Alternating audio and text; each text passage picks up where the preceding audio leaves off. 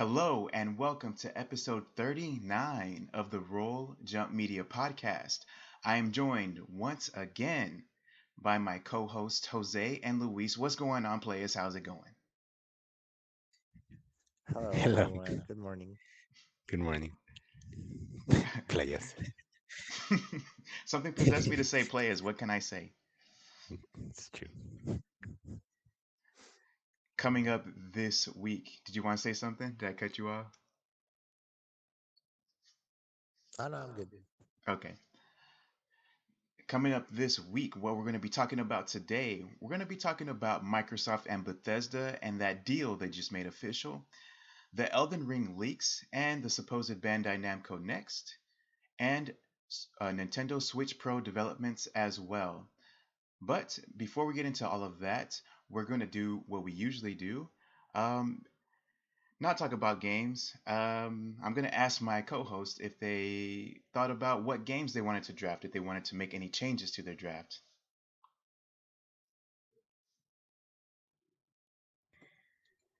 Yeah, I didn't even like remember about the draft. Um, Okay, I don't it's all good. think so. Okay, so we kind of just forgot about it because I didn't remind you guys. That's on kind of on me too. Yeah. Okay, we'll just go into what we've been playing. All right. Okay, what we've been playing, Luigi. Go ahead, take it over. All right. So for what I've been playing, and it's similar to what I've been saying for the past 2 weeks already, for the past two weekends. Um, yeah, so basically, there's for the 2DS. I I, I think I played only like less than an hour of the 2DS this past week or this week. Um, it's been very busy at work, Yeah, and so it's been hard to find some time to play a lot of games. So sure, so yeah, so the 2DS hasn't been like the the main source of fun that I've had. But yeah, like I said, I like just a few minutes of Detective Pikachu with my 2DS. Um, and then the place where I've been playing the most has been the Switch. I've been playing Super Mario 3D World. Um, I've had a lot of fun playing that game. I think this last week, it's been I'm like at the last world, the last like few worlds. So the difficulty has been pretty I think the game has been pretty like challenging. So it's taken some time to complete like a few levels a day, I guess. mm, But I don't know. I like the challenge, so I'm having a lot of fun with 3D World, and I'm planning on playing Bowser's Fury soon mm, after. So hopefully I can do that like in the next week.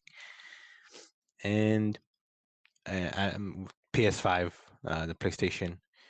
Yeah, I've barely touched the PS5 as well. mm, Uh, but last night I was able to like late at night I was able to play some Spider-Man. Um, I hadn't touched Spider-Man since I don't know like 2 weeks ago.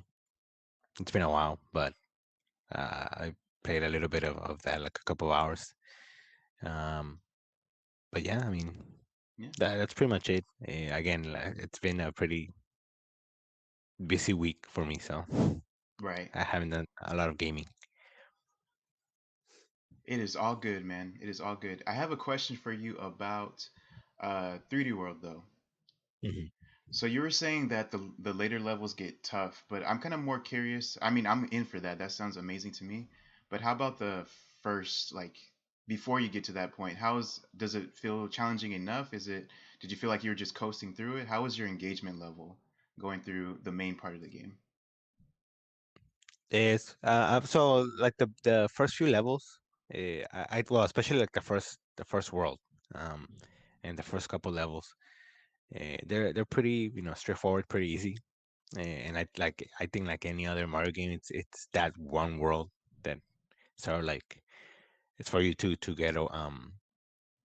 get used to the controls and the mechanics and all that.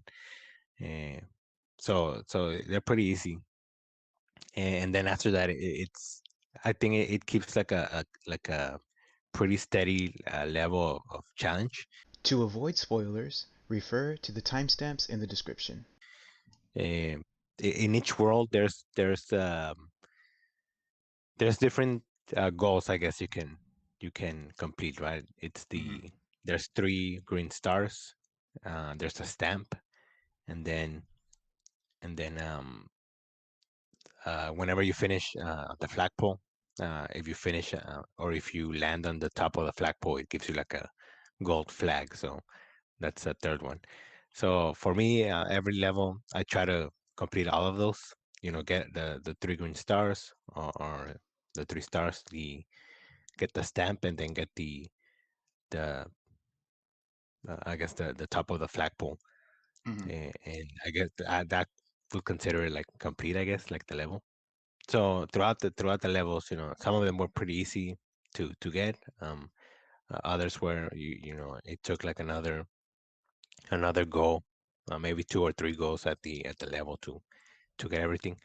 So so I think that like the challenge was it wasn't like hard, um, uh, but you know it gave you something to do, and it maintained that challenge throughout the levels. But yeah, I think like the last level, you know, compared to the rest of it, it's pretty tough. It's pretty tough. It can be pretty Okay. tough. Yeah. Hmm. I guess what I wanted to get at more was like in the I know this isn't a traditional 3D Mario game, but in the 3D Mario games, even once you get the power ups, your base form as Mario just feels really fun to play with the like long jump, triple jump, all the Hmm. options that you get.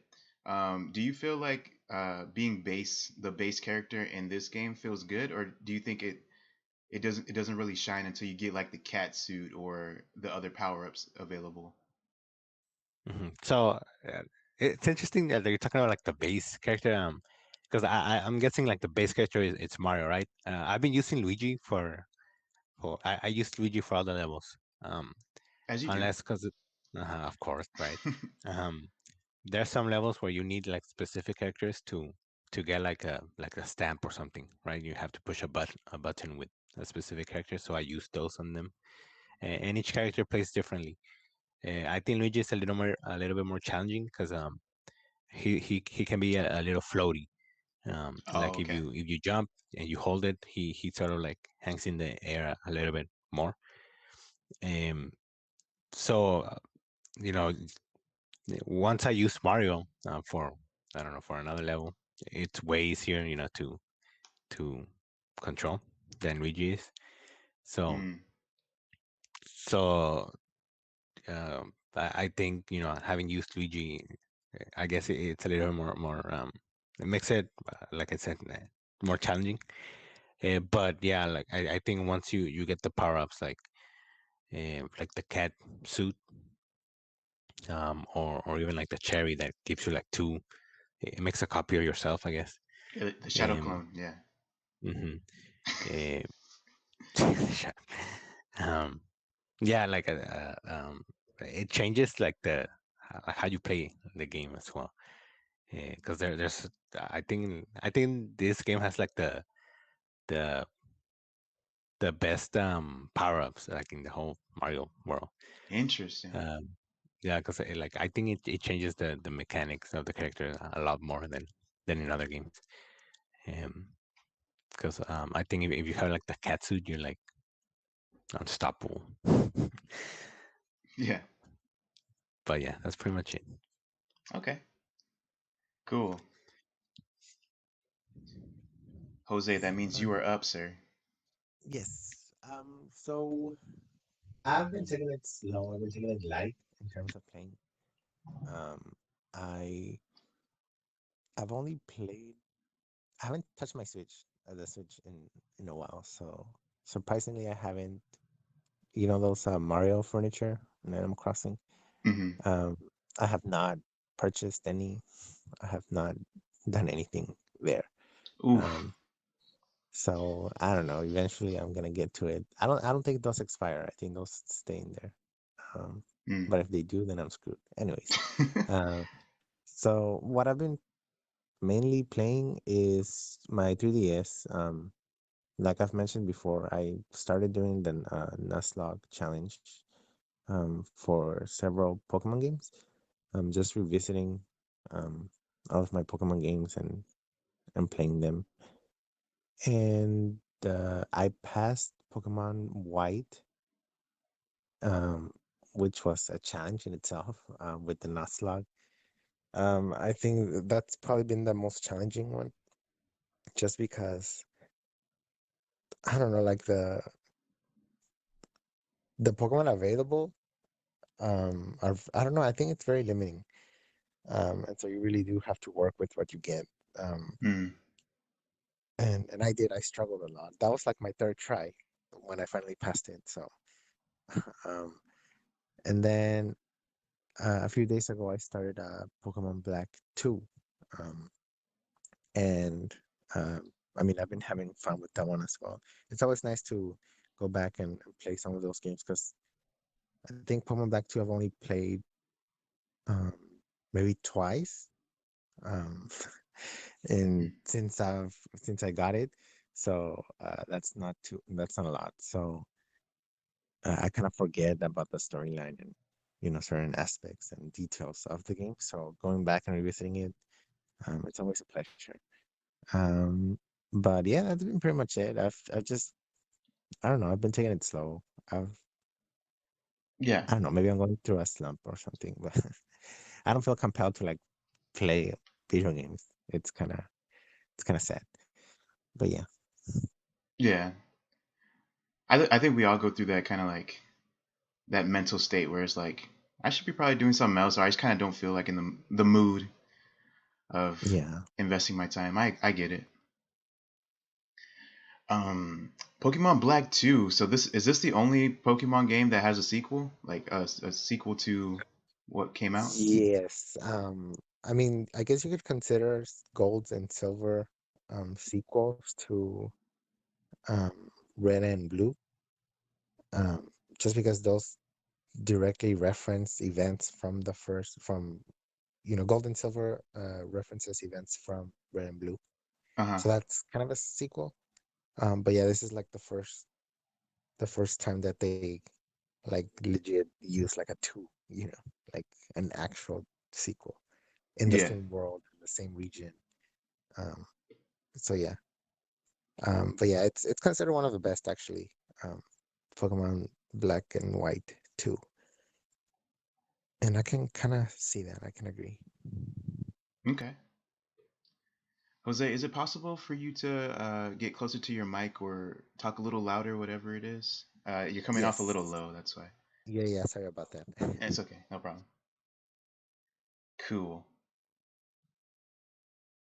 Okay. Oh, that leaves me. I was about to go into the news. What the heck? All right. So as for me, I guess I'll start off with the big one, which is I've been playing Twilight Princess on stream. I've had 2 sessions with Twilight Princess, and I've revisiting it. I'm having a better time than I thought I was going to with this game. I really like the pacing of Twilight Princess. To avoid spoilers, refer to the timestamps in the description. How in the beginning you're part of the ranch or the village, and you just kind of get accustomed to it, but you don't stay there for too long until stuff starts hitting the fan, and then you start doing the Zelda E stuff. And I was also really surprised about the parallels. I think the last stream I was noticing how the parallels between the structure of Twilight Princess and Metroid Prime 2, how there's a dark part of the areas you're already going a part of because of what happens to Hyrule because of the Twilight. I don't completely understand it, but I see the parallels of how those games kind of came out in a similar time span and they take cues. Metro Prime cues into Twilight Princess, which I thought was pretty interesting. Um, I'm also doing a little bit of the dungeon right now. The first one with the I'm pretty sure the main mechanic is going to be the boomerang, if I remember correctly, turning the walkways so you can progress through the dungeon. And yeah, I'm having fun with that. Those monkeys are very cute. I forgot how cute those freaking monkeys are. Yeah, yeah. So I was gonna say, yeah. You're doing like the forest, right? Like the first one. Right. Yeah, yeah, yeah. And I'm having too much fun sheathing my sword as Link when he does a special sheath. Oh, really? I Yeah. don't remember that. That's a thing that I would notice and really, really put on a pedestal because I just adore that kind of stuff. Mhm. Yeah. I even made an off remark about how that alone makes it better, 5 times better than Breath of the Wild. Wow. Yeah, but that's how much it means to me. Anyway, I think I said 5 times. Anything else about that game? The bonds, dude. Just the characters. Like you get attached to the characters very quickly. Like you remember the names. Like even after a week, I'm like, oh yeah, that's Beth. That's freaking Malo and Talo. That's Russell. You know, it feels Nice. good. Yeah, yeah, yeah, yeah.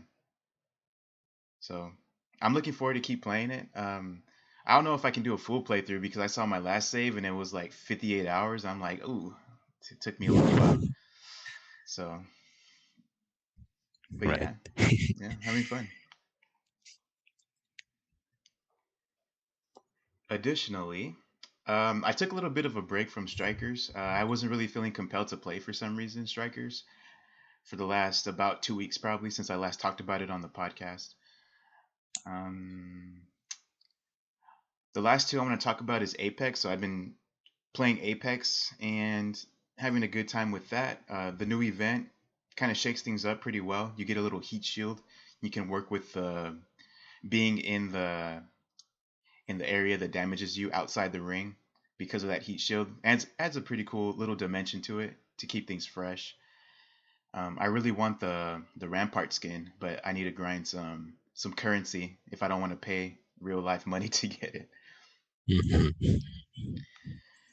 And then the last thing, I'm really feeling the Monster Hunter the vibes coming in. There's a new demo coming out, but if I can get somebody to play with me, I'll play the demo. But I think I'm gonna save my juices for the official release. For the actual game. Yeah. Yeah. Leading up to that, I've been playing Ultimate Monster Hunter Generations Ultimate, having fun with the longsword and the switch axe. So that's been fun. Frustrating but fun. And that's about it. That's a few games you've been playing. It's a few. It's a few. It's a few. Yeah. Yeah. It's more than I played, so you're good. Yeah. All right. Now it's time for news. So let's do this. The news. I want to start off with the surprise one that I mentioned to you guys. It actually doesn't have to all do with video games. It also has to do with novelization. So there's this novelist called Raven Leilani, and she released she released her acclaimed debut called Luster, and in her book she uses gaming as a narrative device and as an inspiration. So I have details of how she does that in her book, and I was looking up video games on Google trying to find like any news I missed out on, and this is the first thing I saw, and I'm like, I want to include this and talk about it. Um, just a quick backstory of her novel. Her novel follows a character named Eddie, a black woman stumbling her way through her 20s, who meets Eric. Eric is in an open marriage with his wife and has an adopted daughter, Akila. While navigating the constantly shifting landscapes of contemporary sexual manners and racial politics, she finds herself unemployed and invited into Eric's home, where she becomes a hesitant ally to his wife and a de facto role model to his daughter, Akila. That's a description I got from Amazon. Um, some of the things she's able to do using video games in her novel is give insight about the characters and nurture bonds between those characters. She even invents her own Final Fantasy. She invents her own fantasy adventure in the novel, and it is about an amnesiac army mail clerk trying to find his family. And that premise is, if you are familiar with Final Fantasy VII, is a nod to Final Fantasy VII. She's been playing games since she was 5, and she left us with a quote in the article where she says, RPGs represent something that is central to making art, which is data collection and attention. You have to be rigorous and curious because curiosity, too, is central to art.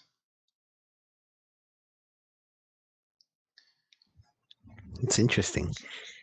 Yeah, so video games and writing books merging together, and the book ended up being acclaimed and on her debut, like it's like on New York Times and all kinds of different stuff. So What's the novel called? it's called Luster, and the Luster. yeah, and the author is Raven Leilani. Yeah, so I know Jose. He is a English buff, or English. He was an English major, so I wanted to bring it up, see if he had any thoughts about the merging between those two two mediums. Two mediums. Yeah. Yes, it's very interesting. Like you rarely see um like those two like worlds, I guess, collide.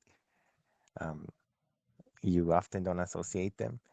And I think it's very interesting to see that. I'd like to see what other games she references or she includes in that novel. Um, but yeah, I mean it's nice that she got the success. It's kind of hard to get that type of success with your debut, I'm assuming. So that's really good. Hmm. Yeah, I didn't expect too much discussion. I just wanted to just mention in there, since we focus on games so much, that other mediums, games are impacting other facets of entertainment. Yeah, it's always important to acknowledge that as well. Yes, So kudos to her. indeed. I'm gonna need a Pokemon reference in there though. Hey, it's not out of the question. I heard on the article they talked about Street Fighter. I remember Street Fighter. I don't know about anything else. I can't remember, but possibly. Moving on, we have Microsoft and Bethesda, their official deal to discuss just a bit. The details I have are from Tom Warren from The Verge. So we heard about this Microsoft and Bethesda deal a little while back.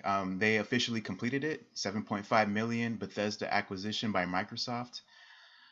We have some details about what this partnership acquisition is going to be rooted in. So this is what Phil Spencer had to say, the head of Xbox.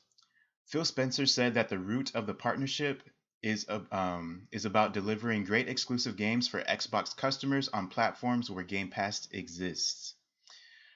They're going to see out the contractual obligations that's in place right now, and support existing games on other platforms that are by Bethesda.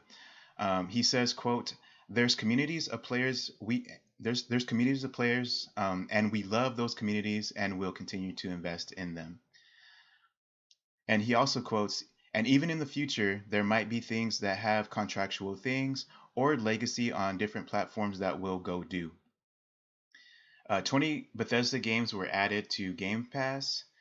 This I was reminded by this by Game Ranks when I was watching their video earlier, and Just as a refresher, of what Bethesda does, there are games that have yet to be released. Starfield is supposed to be coming up. It is an upcoming first-person role-playing single-player space-themed adventure, as per the Starfield wiki. Indiana Jones is also in the pocket, as well as Elder Scrolls 6, as well as other games. Other things that they are famous for: the Elder Scrolls, Doom, Fallout, Rage, Dishonored, Wolfenstein, The Evil Within, Prey, Quake, and much more. So, this deal, it seems like from the wording that a majority of Bethesda games, if not all, depending on what Microsoft does, is going to be exclusive to the Xbox ecosystem. Does this, what is your guys' take on this, like surface level, before we dive into more specific questions?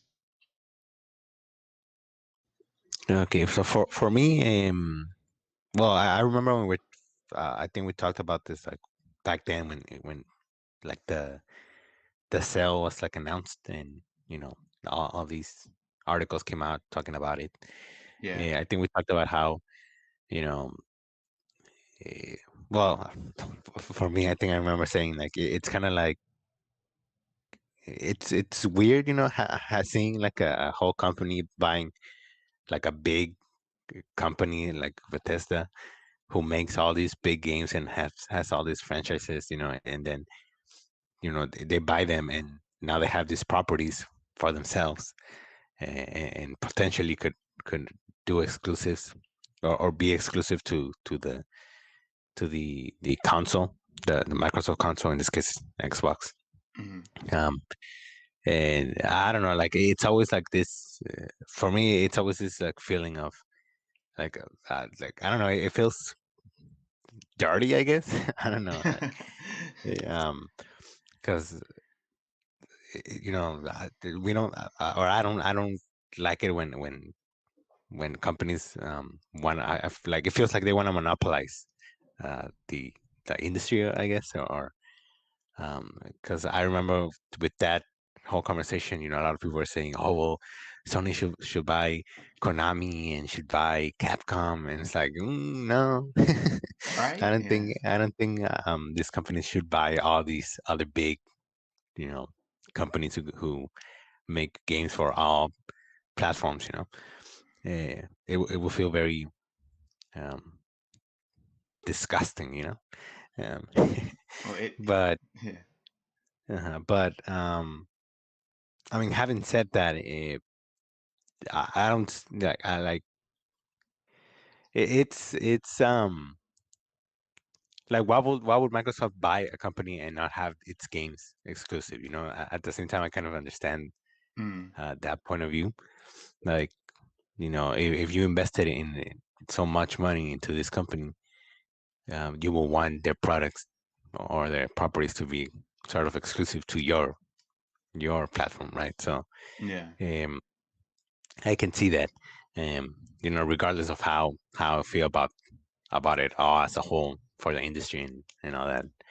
Um, but no, so yeah, so like I don't like I understand um, why they would make their future games exclusive to Xbox.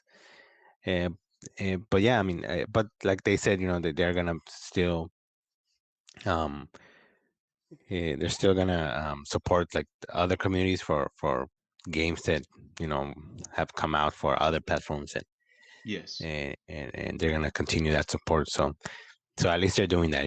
They could have easily just been like, okay, well, cut that out. Yeah. This is where it ends. Right. Um, but yeah, that's I mean that's cool. Um, and like I said, I think overall I understand it. With such a huge investment, I mean, I guess you wanna gain the most out of it. So Hmm. yeah. Yeah.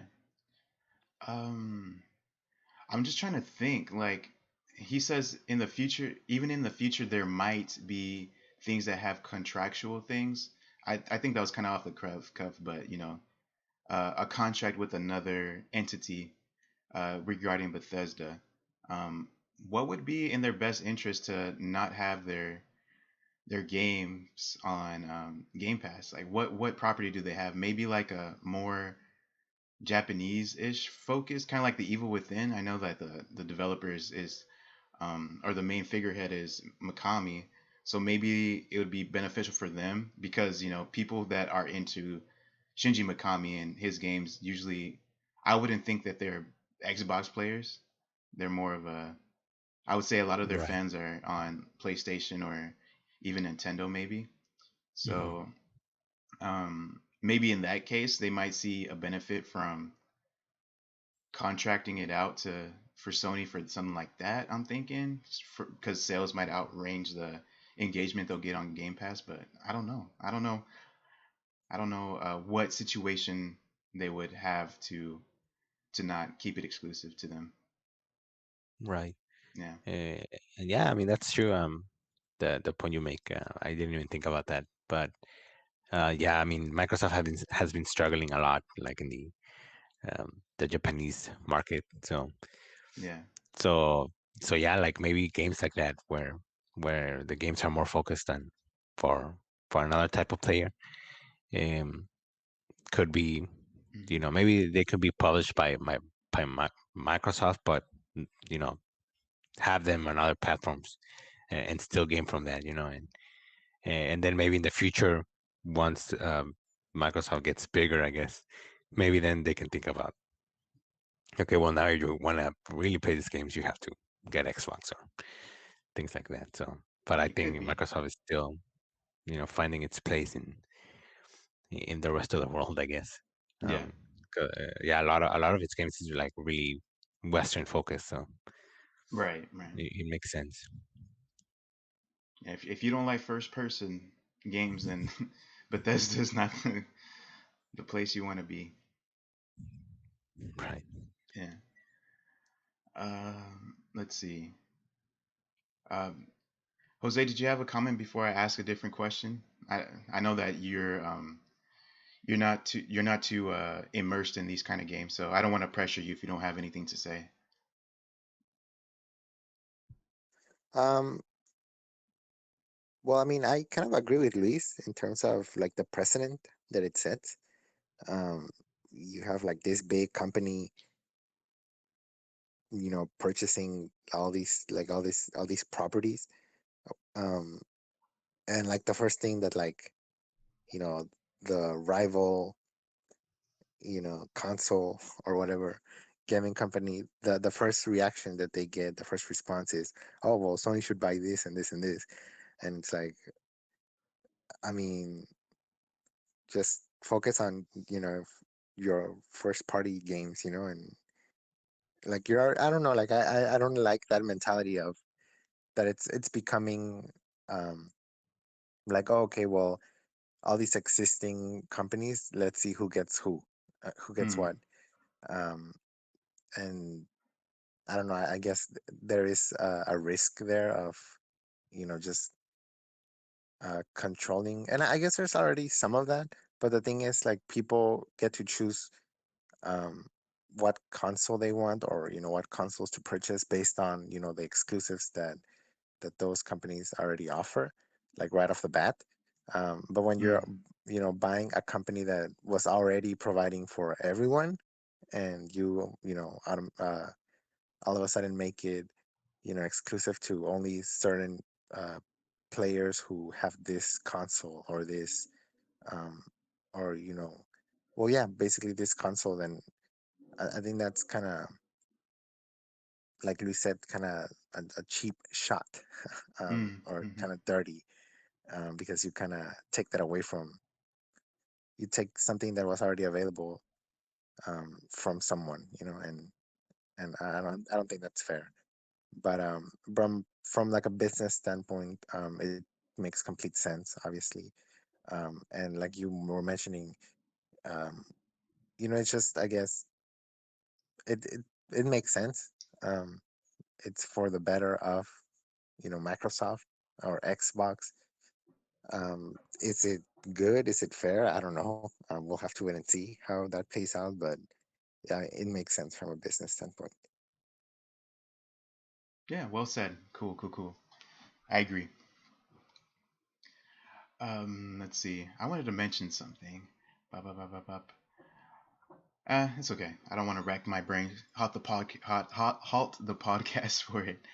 Um, just out of curiosity, though, out of the franchises I was listing out, be it the upcoming ones like Starfield, Indiana Jones, or Elder Scrolls, other franchises, let me list them again: Doom, Fallout, Rage, Dishonored, Wolfenstein, The Evil Within, Prey, Quake. Just out of curiosity, which ones do you guys associate with the most?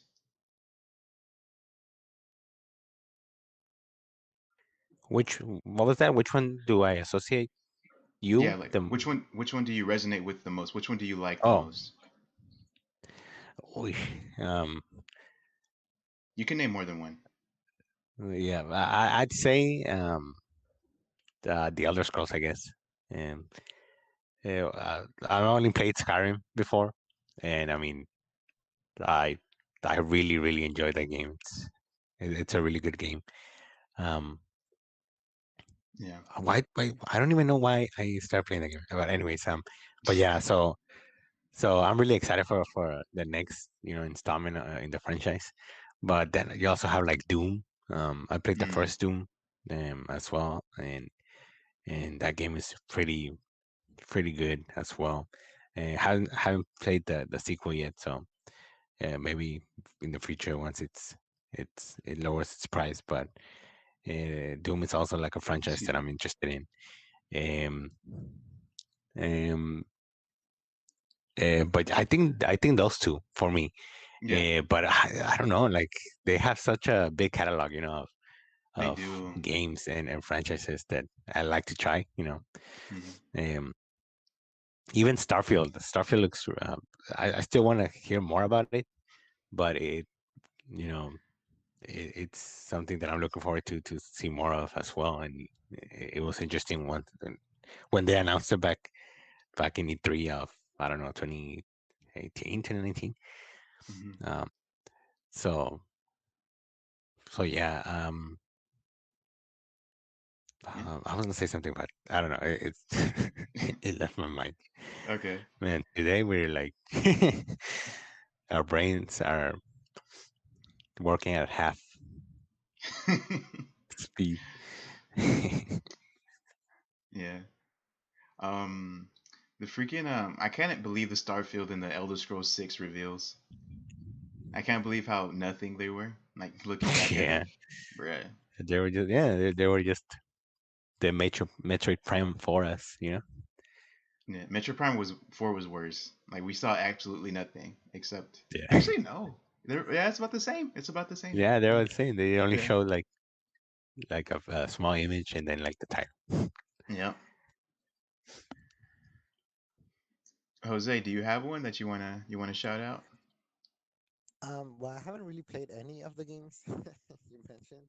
Yeah, Um, that's fine.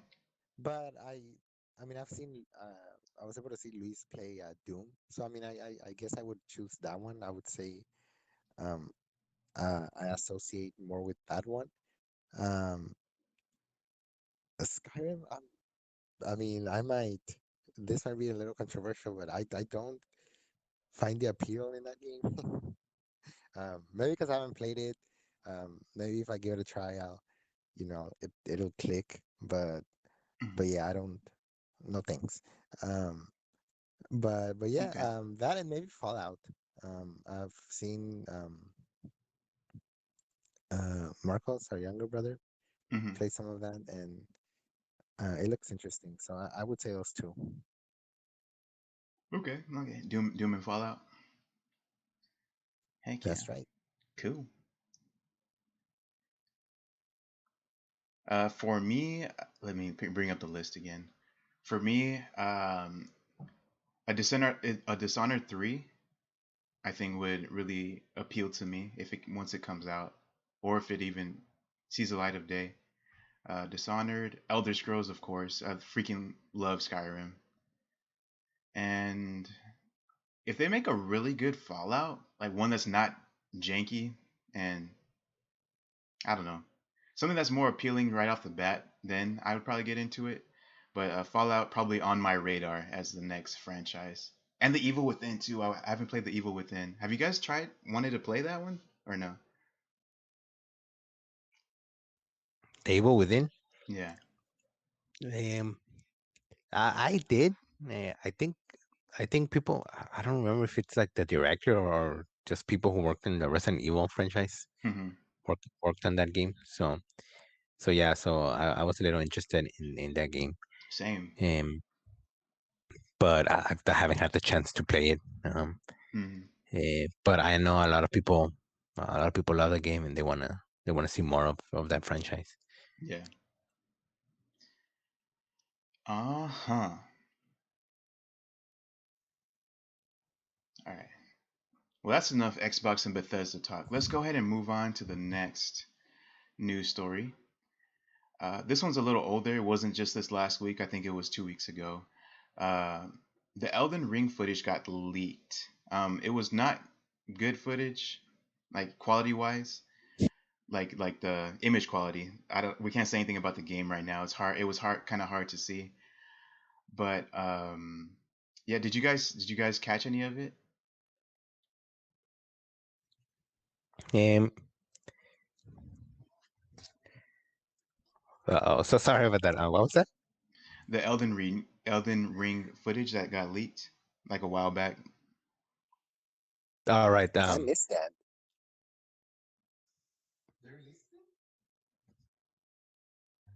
Hello. Yeah, Oh. I saw. Sorry Yeah. about It's okay. about that. Um, well, yeah, Jose was saying that he missed that. Hmm. I missed it too until I started seeing like I guess on Twitter people saying like, oh, the leaked footage, and I was like, what footage, and I looked it up, and yeah, it's like really, it's not even like real.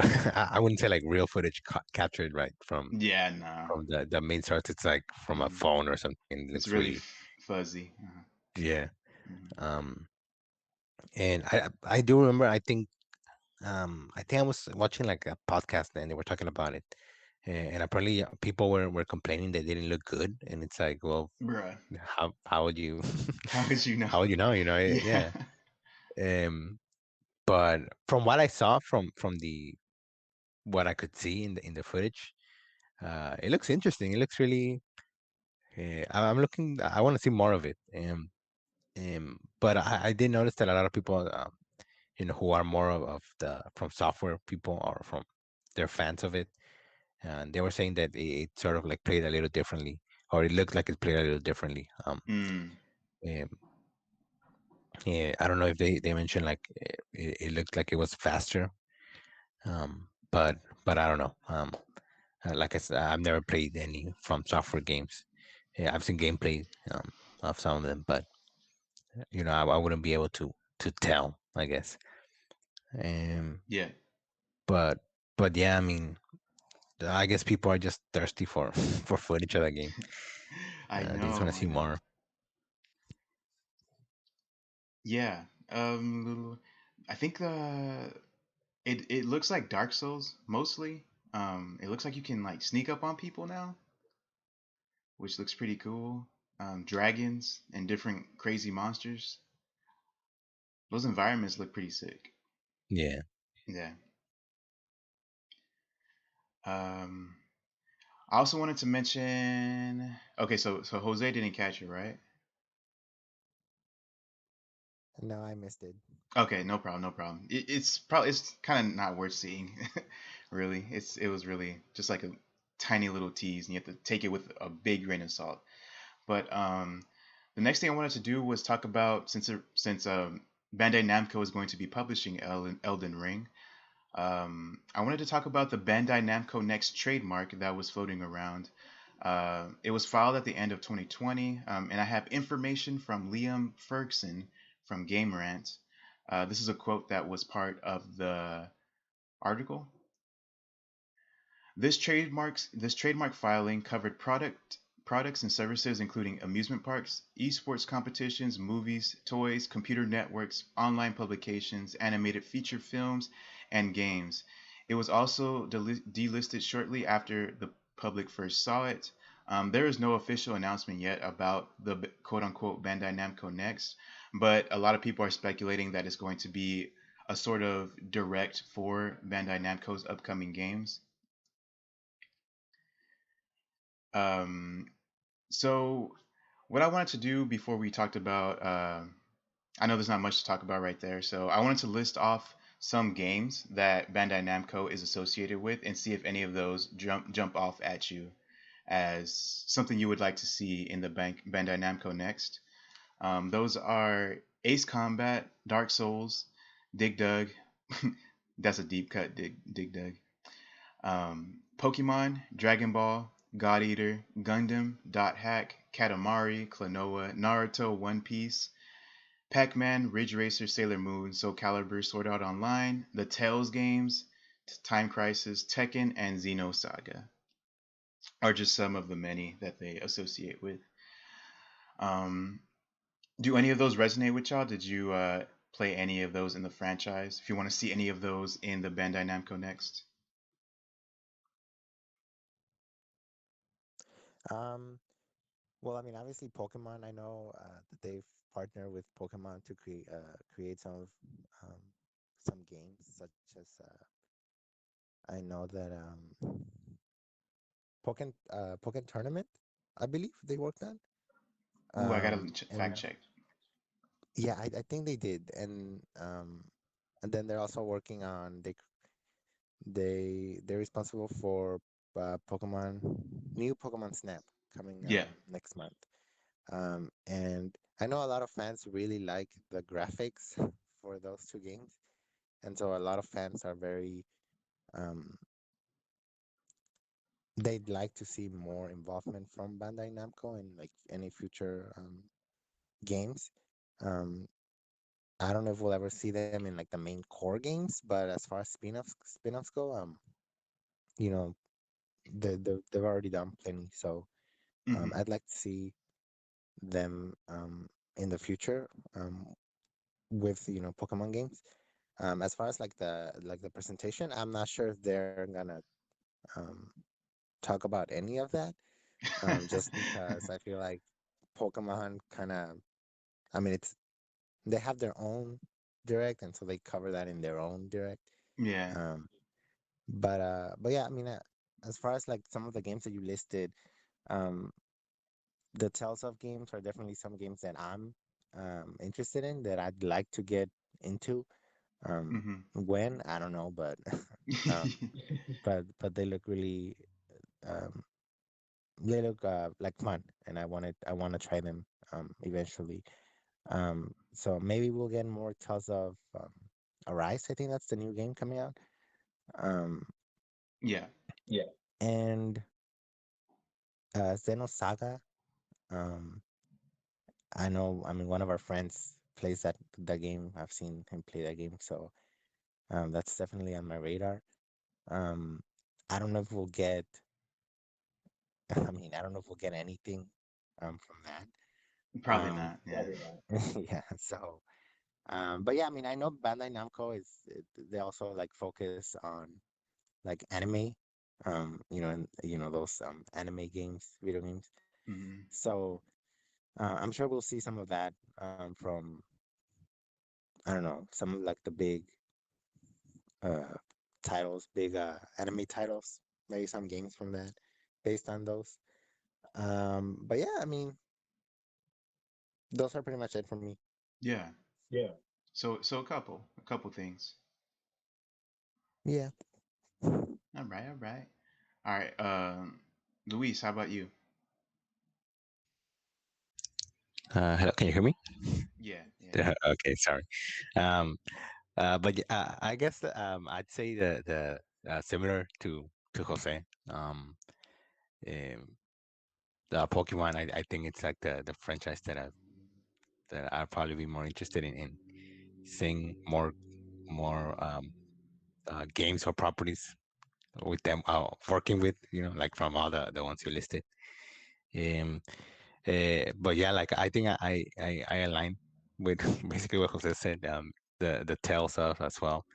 It's a franchise that we've heard about, or I heard about, due to our friend Hmm. Andres, who you know who has joined us previously in the podcast. But Right. uh, so yeah, and I don't know, but Bandai Namco.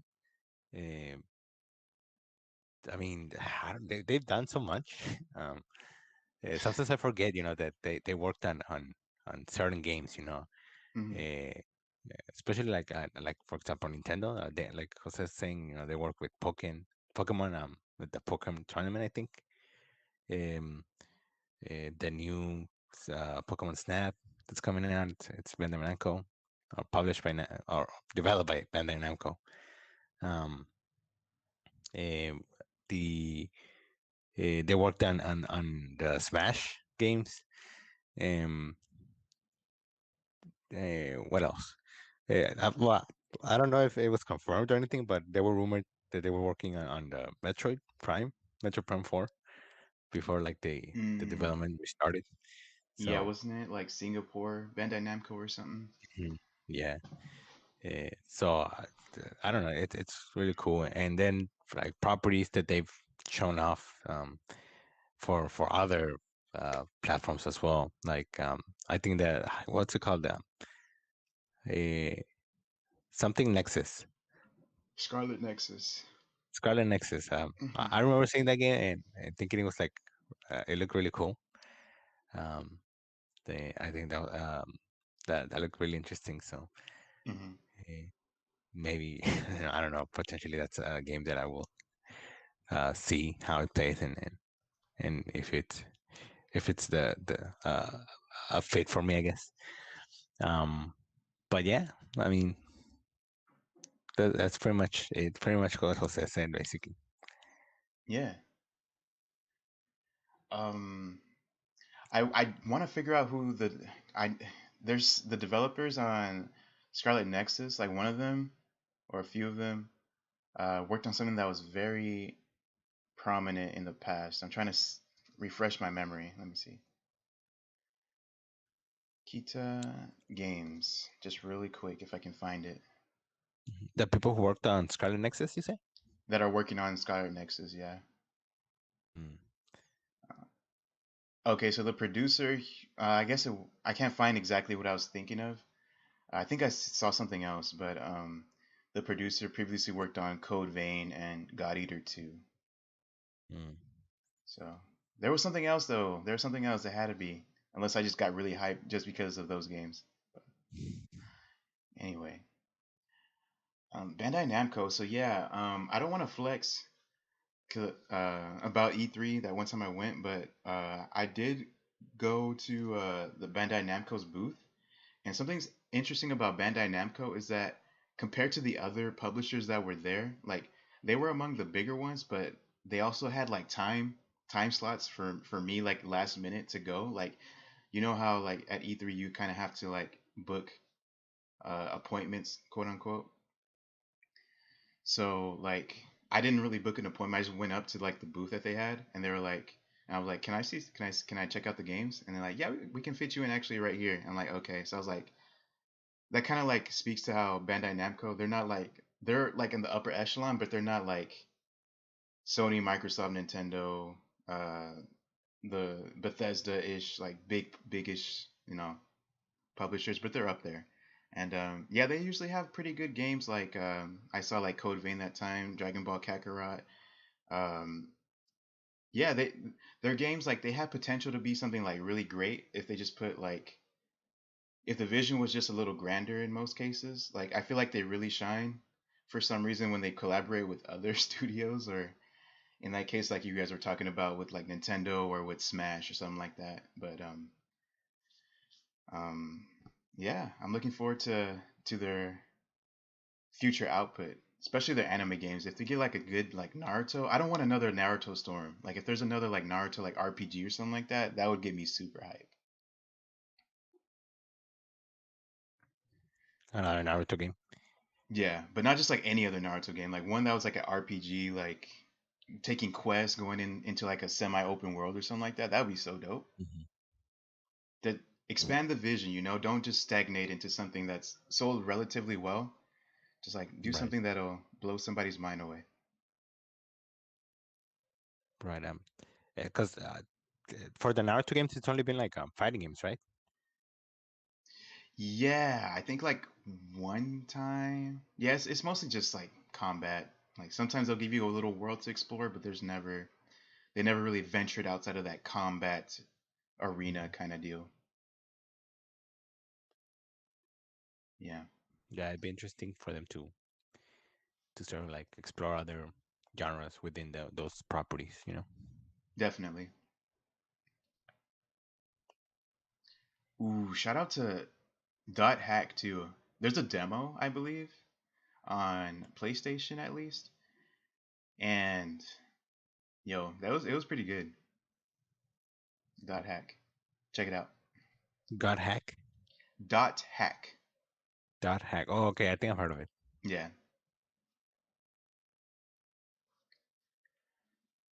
So the last thing before we do something fun towards the end is Nintendo Switch Pro rumors and developments that have been happening surrounding what Nintendo could be putting out for their new system. This is from Richard Priday on Tom's Guide, as well as Ahmad Khan in another article from Tom's Guide. Here are some details that I wanted to talk about. A source within NVIDIA, speaking with Game Reactor, claims the company is halting production of the Tegra X1 chipset used in the Nintendo Switch and Nintendo Switch Lite this year. There have also been rumors of 1080p in handheld mode and 4K output when docked. Just because the production of the chipset is going to be halted doesn't mean it's going to be something that's going to be upgraded. It could just be a name change or a refresh of what the existing capabilities are. In addition to this, there's been reports of 7-inch 720p OLED Samsung displays being ordered at a volume of 500,000 to a million a month by Nintendo. This was revealed by analysts at the DSCC, Display Supply Chain Consultant, to Tom's Guide. Um, as for potential release dates, Nate Drake from Reset Era Forums has claimed the Nintendo Switch will arrive in Nintendo's next fiscal year, which translates to a 2022 release date. And Bloomberg's report claimed that the earliest we could see the Switch Pro is September of this year. As for the pricing, one analyst reckons a Switch Pro would sell for $399, less than the PS5 or Xbox Series X, but those have far different priorities when it comes to graphics, audio, and storage speeds. All right, so I don't know if you guys heard anything or most of what I put out right here, but does this sound promising? So for um, I don't know. I don't know how to feel about um the Switch Pro. Okay. I don't even know I if it's real. I mean, it's been rumored for a while now. So like I don't know, like the a big percentage of of myself, I guess, think it's true. Like I do think it's true that it's coming. Yeah. Um, so you know, at this point, I think you know, with 4 years already, you know, the Switch has 4 years already in its Excuse me. lifespan. Um, uh, you know, we keep seeing, you know, games come over, and I feel like some of these games are getting more demanding in terms of like the power that it needs. So I think in that, you know, if we look at it that way, I think it's good, you know, that the Nintendo is thinking of doing the Switch Pro. Hmm. Um, yeah, you know, I think they, like you said, right, like possibly like we'll see that the early or the first, you know, or we'll start seeing the Switch Pro in September. So I think I heard they were might start working on manufacturing in July or June, July. Um, yeah, I think it's. I think overall, I guess I think it's good for Nintendo. Uh, I think they do. The Switch needs more horsepower, I guess, or they need to. I don't want to say like catch up to the other platforms, but stay within you know the what's it called, the I don't know how to word it. Like, Stay within the approx. I don't know. take your time, take your time. I, I don't know the wording. Um, Like, but basically, stay close, right, to the other platforms and on what they're doing, yeah, like and I think you're looking for competitive. right, and not even that, like just for other for third party companies to be able to even port their games, right, uh, to give them the chance and for those games to come out on the Switch, Hmm. because I mean it is there's like a whole um differences. There's a lot of differences, right, between a game that comes out like I don't know in the PlayStation 5 or even PlayStation 4 and the Switch, and it's like um, you know I guess you can look at Apex, right, for example, like the comparisons when that came out was like pretty big Mm. and pretty obvious, right, that the Switch obviously it's not going to handle a lot of the uh, graphics that maybe the PlayStation does. Um, so I mean, I think it's a good move. Um, and I mean, who doesn't want to play Breath of the Wild in 4K? I mean, you're right. I want to play Breath of the Wild at 60 frames. I don't care about much about 4K that's to be frank. that's true. That's true too. Yeah. Yeah. Um.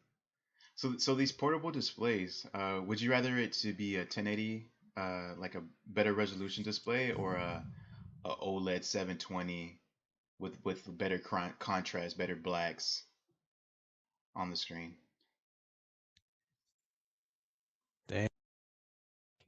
Um, I don't know, 'cause like right now the screen that the Switch has, it's 720, right? I want to say yes. Yeah. And supposedly it's gonna stay the same. It's just like the screen's gonna be bigger. Mm-hmm. Um, I don't know. I mean, I. well, like from the details I saw, I mean, it's basically gonna stay the same, right? That like the Switch, like how the Switch is right now, Okay. 720 in Okay. handheld, and then 1080 in dock mode. Okay. Okay. Um, I think Yeah. I might Yeah. be wrong. Don't quote me on that. But True. True. True. um, to me, it's not a problem. I don't think I've ever had a problem with how the Switch looks in handheld. Mm-hmm. Um, I think sometimes the games look even better as handheld. So, uh, but I do appreciate that if it's true, that the screen is gonna be bigger, a little bit bigger, because sometimes you do wanna. Uh, Sometimes it's hard to see things that with the current screen. Like for certain games, that sometimes you have to read certain things and they're pretty small. So Mm. maybe for accessibility reasons, it's obviously a good thing. Um, but but yeah, I doubt that Nintendo's gonna go uh, like improve that much on this Switch. Honestly, yeah, I don't think they'll put that much effort into it. Mm. They've never Yeah. released any um, like improved versions, right, of their past consoles. Mm. I think this will be They. the first time, right? Yeah. It would So be I don't know. Maybe they go all out. I don't know. good. I. But you guys were on record saying that you're in the market for another Switch, and you want to wait to see if this new one is going to be a thing before you drop $300. and then months later it's freaking Switch Pro time. Yeah. Yeah. And yeah, the main that's the main reason why I haven't invested in another Switch, even though we really want one. Just because, like you said, like if I'm gonna invest in a Switch right now and then the Switch Pro gets surprise announced, you know, a few months from now, it's gonna be like, well, damn. Yeah. Um, Mm. but and I don't know. I feel like it's coming. I feel like there's way too many rumors for it to not be true at this point. Right. I mean, rumors have always been part of, every platform's, journey. Um, but yeah, I mean, the rumors just don't seem to die down. And you get a lot of these sources like talking about it. Um, so I mean, where where there's smoke, but Hmm. there's fire. Anyways, Yeah. um, but yeah, I mean, I'd like to see, I like, what all of those things those improvements that they're supposedly working on. Hmm. I'd like to see. As far as the handheld, like Luis said, like I don't think I don't well, I personally don't really care. It can stay at 720. It looks, I mean, it looks good. Um, I know a lot of people will find an issue with that just because I don't know, they want like really the best graphics possible, handheld. Hmm. Um, but I mean, as long as they give us 4K, um, I mean that's cool. We've never had 4K graphics, so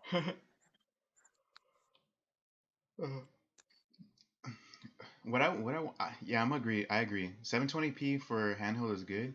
Uh, Just make it hit 720p, because damn.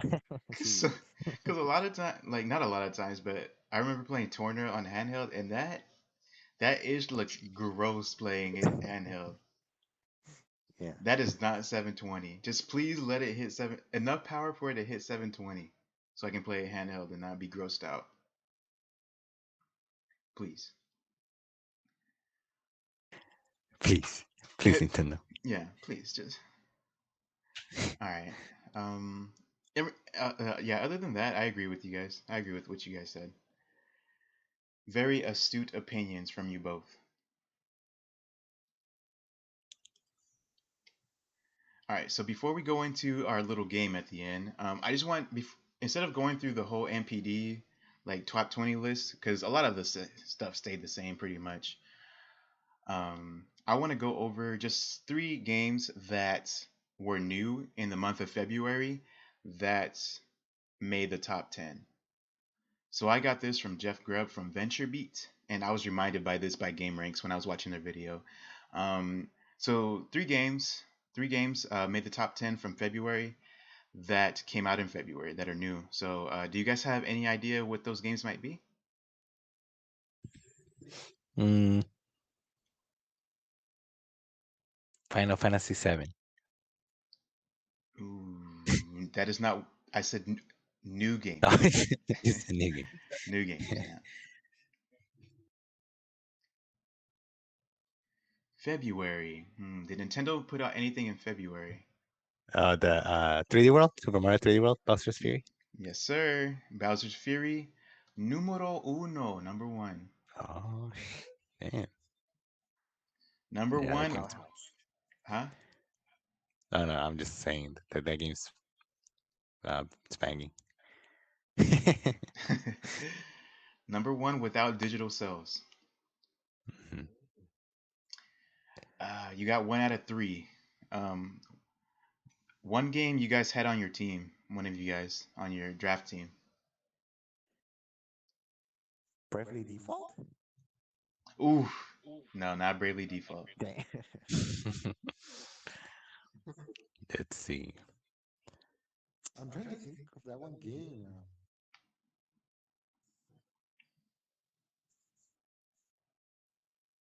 It was on Jose's team.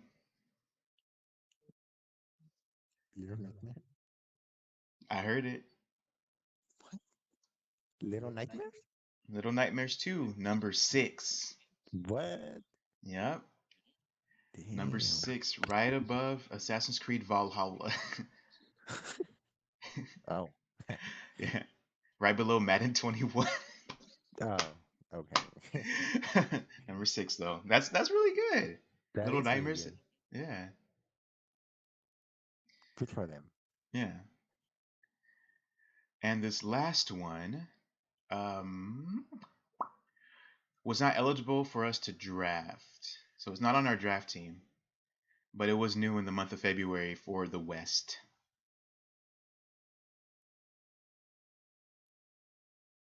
Any ideas? Well, we didn't include remake, so I'm guessing it was a remake. We also didn't include things that came out elsewhere that we didn't get yet. Hmm. Ay.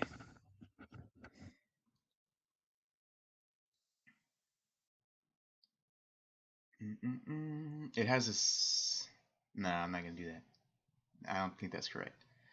Is it Persona? Mm-hmm. Mm-hmm. Mm-hmm.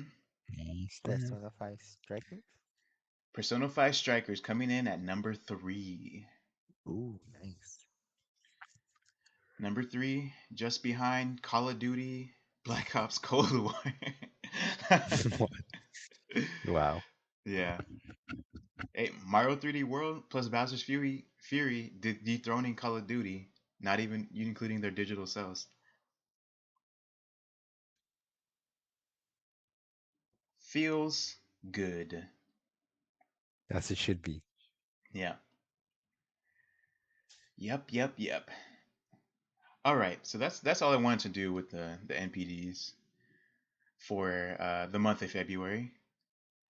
Last thing before we end out the podcast, we haven't done this in a while because our other podcasts have been going long. But our ranking game. So we've done 1993 through 1998, and we're supposed to be doing 1999. However, shout out to Swoozy. I forgot. I did not. I lost the footage for 1993. So would you guys be so kind as to redo it with me? Sounds good. Okay.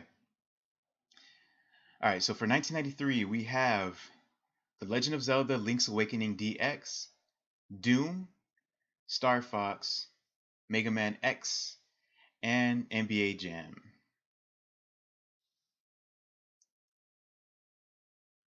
Star Fox? What Star Fox is it? It's not Star Fox 64. Let me see what kind of Star Fox it is, actually. I'm actually interested. Star Fox, first game.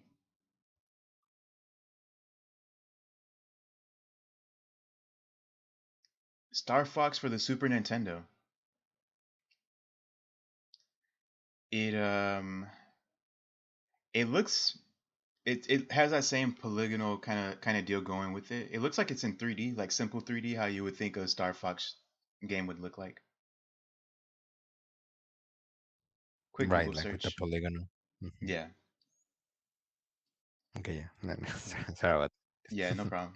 For reference, we ranked Star Fox 64 in 1997 at last.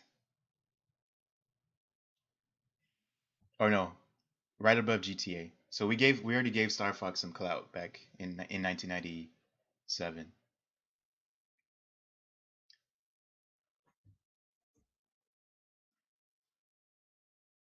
All right.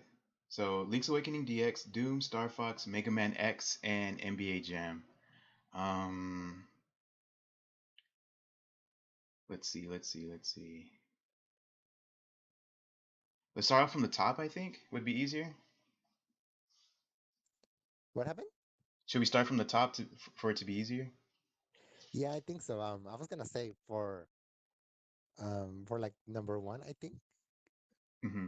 I think Doom deserves it. Doom number one. That sounds right to me. Yeah, because Doom is like didn't it like um revolutionize horror, the horror genre, or it's one of the one of the what's the word? Damn, how First can I person say it? shooters I Um, associated with. yeah, exactly. Hmm. So I mean, I think it deserves that number one spot. Oh yeah, yeah, definitely. Yeah, I would agree. I would agree that Doom is number one. Same. Yeah. All right, so Doom number one. Um, Next one, Mega Man X is giving me. I'm trying to think about it. Mega Man X was a big deal.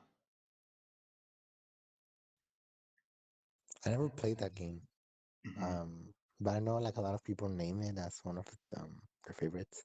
Yeah, I mean, Oh, it was drastically different from the others. Not like I think. Well, you could play as a different character, and a lot of people love that new character that was implemented. And it's not the same old Mega Man. Mega Man X is different from regular Mega Man. So it was just a big tonal shift, and also I think a gameplay shift as well. And it's widely regarded as one of the best Mega Mans, I believe. But does that outclass Link's Awakening DX? Link's Awakening. Uh, I'm not sure because I know Link's Awakening. I mean, I don't know if that's anyone's favorite Legend of Zelda game. um, Mm, I I don't know because they're both like already established franchises. These are just like the newest entries. Um, I don't know if Link's Awakening brought something new to the table. I don't know if Mega Man um, did also. So, um, damn, I don't know. This is hard. yeah. Um, yeah, like I said, Mega Man X, like a brand new story arc. Not really what you would expect from previous Mega Mans at that point, if I know my history okay. And you also get to play as a new character with different mechanics. So, or different mechanic, zero.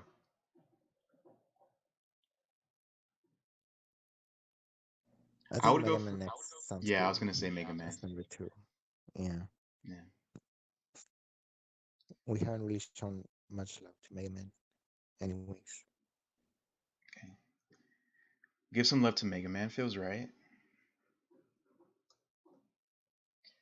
And so that means Link's Awakening DX put it at number three. Sounds good. Okay. All right. So Star Fox and NBA Jam. I remember fighting pretty hard for NBA Jam over Star Fox. I forgot which place it was, but Oh um, yeah, I remember that as well.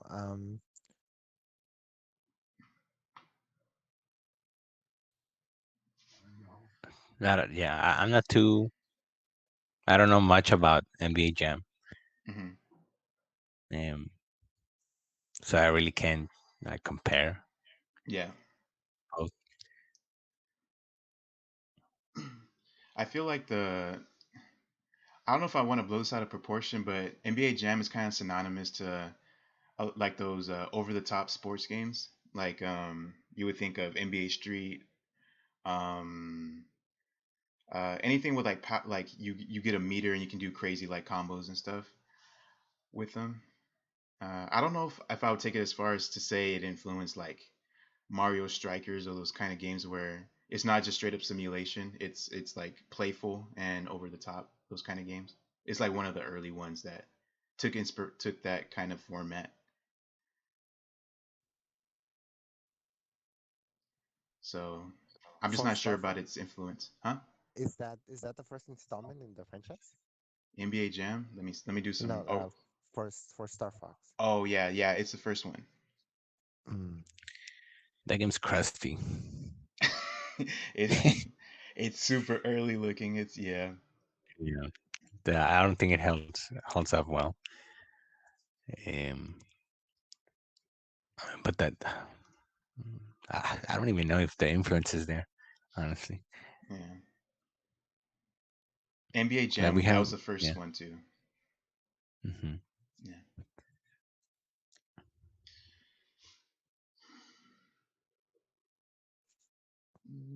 I can agree with Star Fox being 5 and NBA Jam being number 4. That would be my vote. Yeah, I'll agree. Okay. Okay, so Star Fox 5, NBA Jam 4, and we did put Star Fox at number 4 in 1997 for 64, so he gets double Mhm. recognition.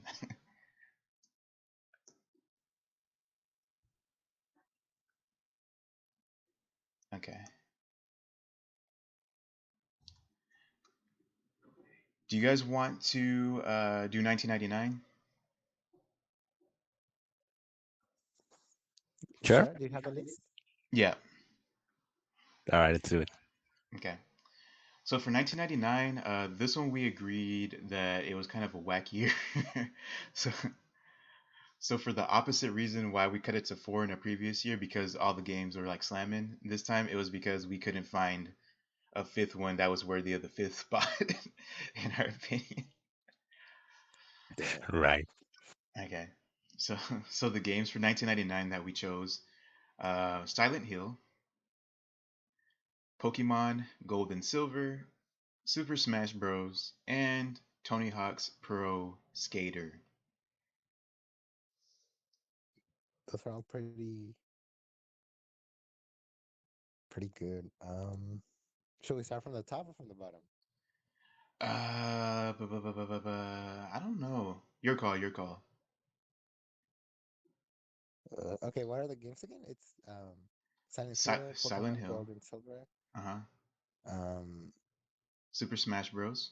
Super Smash Brothers, and Tony Hawk.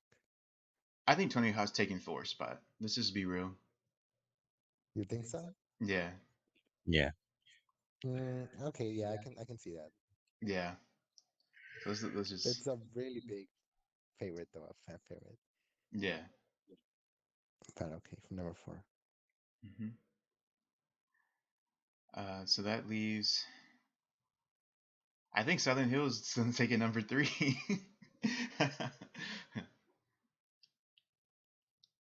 Okay, so it's Silent Hill, Pokemon, Pokemon, and Super Smash Bros. Super Smash. Um, yeah, I think Silent Hill is 3. Definitely. Cause yeah, I mean, I guess you can say like of the influence, but Resident Evil came before it, you know. So I mean, it's still an influential franchise, but honestly, I haven't played it, so Right. I can't really say much about it. Um, so I mean, it did create the whole fog system thing. Um, I don't know. Hmm. but I'd put it on number 3. I don't know, Jose. What do you think? I agree. Yeah. Same. Um, People are clamoring for it. Konami, what you doing? All right, so that leaves us with top two. Top two, you guys know what they are, and this is probably going to be a fight, probably. I think Pokemon is number 2. I think so too. Really? Yeah, I think Pokemon Gold Oh, and Silver should be 2. Oh, okay. Y'all thought I was in a fight? I thought you were going to fight, yeah. No, because I mean, Pokemon. I mean, it did bring like a lot of new things, um, but like I feel like it's already established. Like it was, Red and Blue already come out, Hmm. and I mean Smash. I mean that was like the first of its kind. So Right, I right. don't think I don't think it's a debate, honestly. Mm. Just as a refresher, 1996 we gave it a tie between Super Mario 64 and Red and Blue. Whack. But anyways, Yeah, so I right. was I gonna remember that. I was gonna say it got its shine, but it kind of shares its shine with Mario.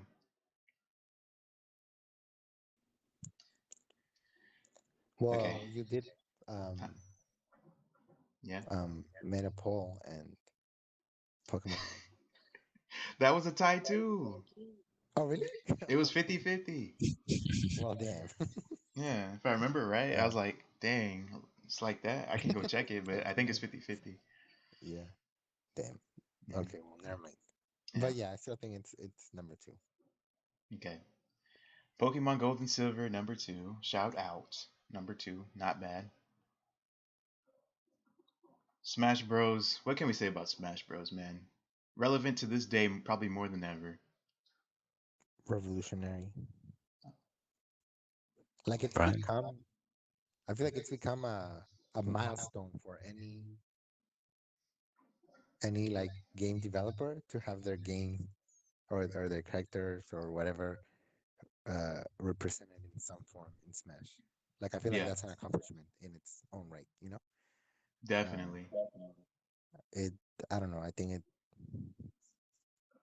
it's I don't know. It's one of those things where you're like holy crap, like this was such a good idea, you know? um, Yeah.